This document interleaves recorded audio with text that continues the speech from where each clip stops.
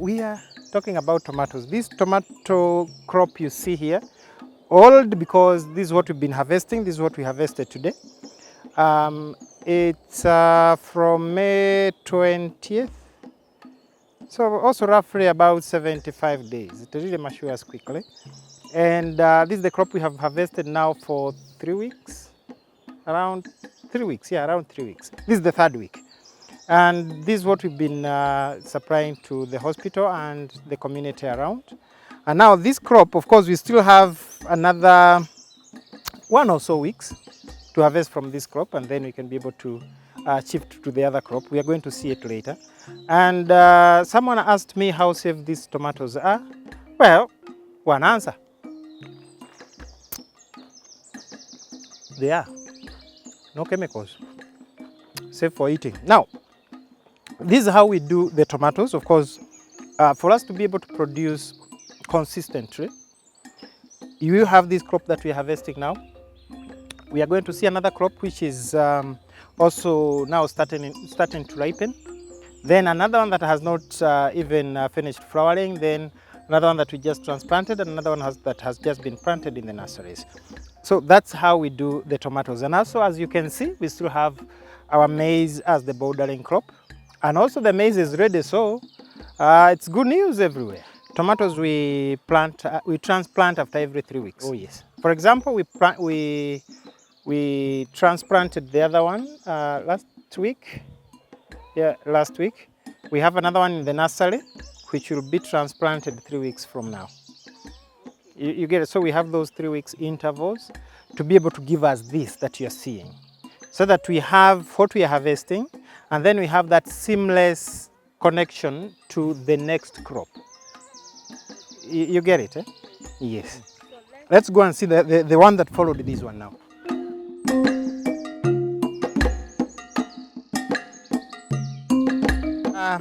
This is the second crop we planted after the one we have shown you which we are harvesting right now. This is what we are going to harvest next week. Starting next week, we should be able to get some ripe tomatoes from here. So when that one will be dying off, because it's a one seasonal crop, when the other one will be dying off, then we shall come here, and then we'll be able to continue with the supply. Now, if you noticed, the other crop we had a different kind of support system, and here we have a different kind of support system. This is simply to be able to handle the tomatoes better than we did in the first crop. So the subsequent ones, you'll be able to see that the crop support is much better than what we had in the first crop. And also the production, the yielding is much better than what we had in the first crop, because after the first crop experience, we were able to know, okay, the soil is lacking this and this, and then we were able to improve that. And that's why now we have the beautiful crop, as you can see it here with me. Now, these tomatoes yields for about, the harvesting window is for about a maximum of a month. From the day you start harvesting to the day the plant literally dies off. So that's why you see most of them don't go beyond my waistline.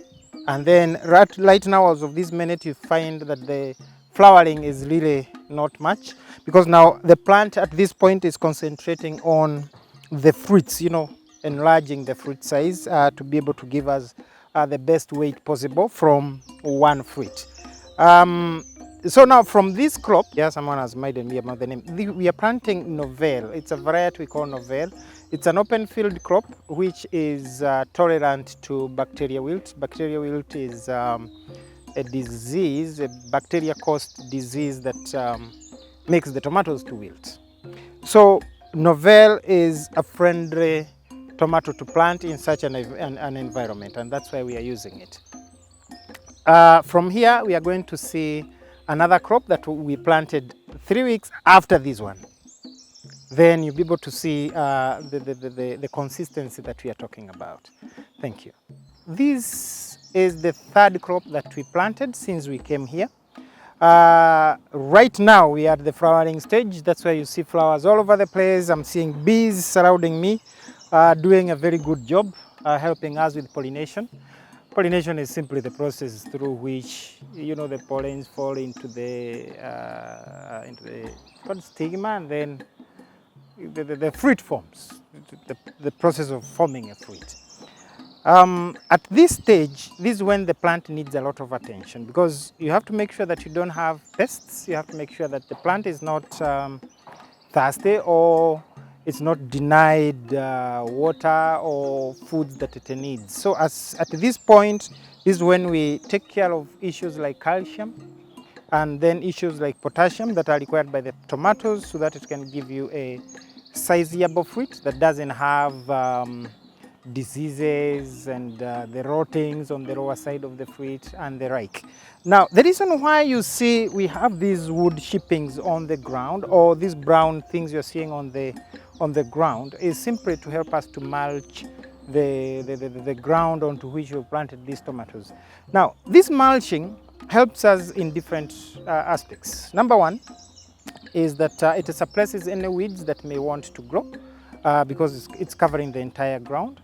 So we don't have to, you know, weed and reweed all the time. So this mulching is for that purpose. Then we also have the issue of water retention in the soil. Retaining water in this kind of environment is something that you cannot take lightly, because without that water, really these tomatoes cannot grow this beautifully. Now, at this stage, as you see behind me, you may be able to see someone who is doing some work. We are doing what we call tree rising, or supporting the plants, because at this point the plant is so vigorous, it's growing every single day.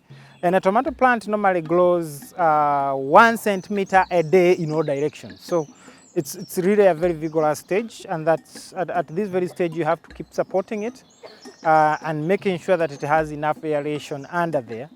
Without the aeration, the tomatoes are not going to, they are going to get what we call fungal infections, and fungal infections end up killing the tomato plant.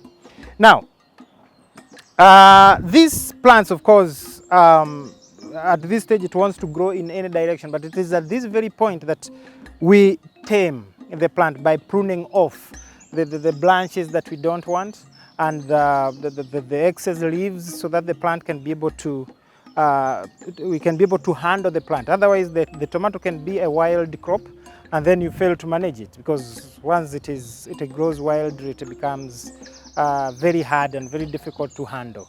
So this is the crop that we planted as the third crop. And then from here, we have another crop that we planted of recent, I think a week ago, which is now following this one. Now, that crop that we planted a week from now will be able to flower maybe in 2 weeks' time, and then it will be at this stage. Then the one that is in this stage will be in the stage where we've just come from. So that is the consistency that we are talking about, and this is the care that we give in this farm. It's not a simple job, but trust me, it's enjoyable, because this is what gives us life. This is what we like doing. We have just looked at 3 different stages of tomatoes, which we had earlier planted. Now, this is the 4th stage that we have, and this one we transplanted last week, which is roughly 8 days from now. And you can already see the crop has already started growing. It has finally caught properly in the ground, and this is where the nursery management comes in handy. If the tomato is planted right in the nursery, when you transplant, like you can see, you don't experience much death after transplanting. Now, if you look keenly, most of these tomatoes now have all caught up at the same speed, at the same rate. And then the garden was prepared right, the manure was applied, the irrigation system is set.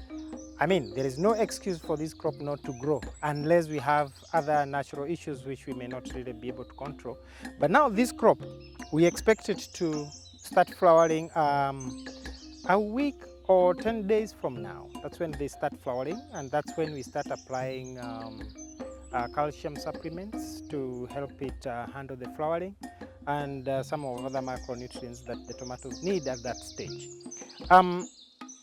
At this stage, mainly what we concentrate on is the vigor of the plant, or what we would call the vegetative growth of this plant, so that we make sure it gets enough vigor to be able to flower properly and to be able to have the right stem and the right root system. At this point, that's what we are concentrating on, to make sure that this plant has the right foundation, so for it to be able to give us the kind of tomatoes that you've seen in the previous recording. Now, this kind of crop here, we've not yet started supporting with the crop support, or what you saw us trializing the other side with the ropes and with some metals, because at this point it doesn't really need it. It will come after 2 weeks. On the second week from now, that's when now it will be in need of that system. So the system, the setting we've done here is that we have the tomato that we are harvesting. We have the one that we shall start harvesting next week. We have a tomato that we shall start harvesting in a month's time. And now we have this one that we shall harvest in 2.5 months' time, so that we make sure we have that consistency in production. If you look on my left, we have the cabbages on the upper side, and then we have the maize bordering the cabbages and these tomatoes. This maize, you had just seen the grown maize the other side. Now this is much younger maize, but it's definitely taller than the tomatoes. So it helps us to be able to protect this crop from whatever is in the other crop the other side. And also, if for example we are spraying let's say an insecticide or some pesticide that we are trying to control a certain maybe disease or insect, those insects or that chemical also doesn't overflow into the other block. Now on the lower side, we also have some young maize coming up. You can't see it yet, but in about a month's time, the maize will also be much taller than the tomatoes, because maize grows much faster than the tomatoes. So that's the kind of setting up that we've done in this garden. And if you have been keen, we have this land partitioned into blocks. So these blocks, the reason why we partition them and we give them different assignments, like we are going to see later, is to be able to isolate a given crop at different stages. For example, this is block 3. We have crop that we've just transplanted. We are from block 11, where we saw the tomatoes flowering. Then we came from block 12, where we have now the tomatoes that have not yet started ripening, but they are mature. Then the block 14 is where we are harvesting right now. Let's go ahead and look at something else. Thank you.